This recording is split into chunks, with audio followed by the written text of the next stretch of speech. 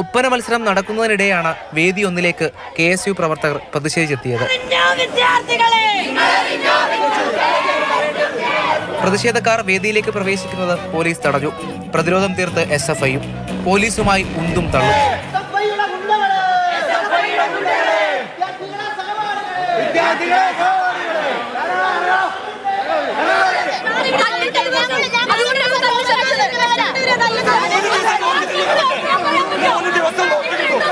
അതിനിടെ മത്സരം ആരംഭിക്കണമെന്ന ആവശ്യവുമായി ഒരു ഭാഗം മത്സരാർത്ഥികൾ രംഗത്തെത്തി.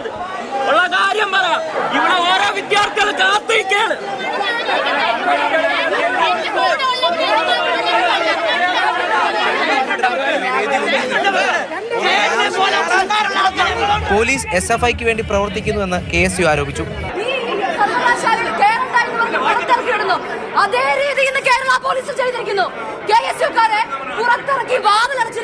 കലോത്സവത്തെ KSU രാഷ്ട്രീയമായി ഉപയോഗിക്കുന്നെന്ന് SFIയും പറഞ്ഞു. ഇവിടെ കുട്ടികൾ പെർഫോം ചെയ്യുന്ന വേദിയുടെ മുന്നിലേക്ക് ആ പെർഫോമൻസ് തടസ്സപ്പെടുത്താൻ വേണ്ടിയിട്ട് ആരെങ്കിലും ശ്രമിക്കുമോ?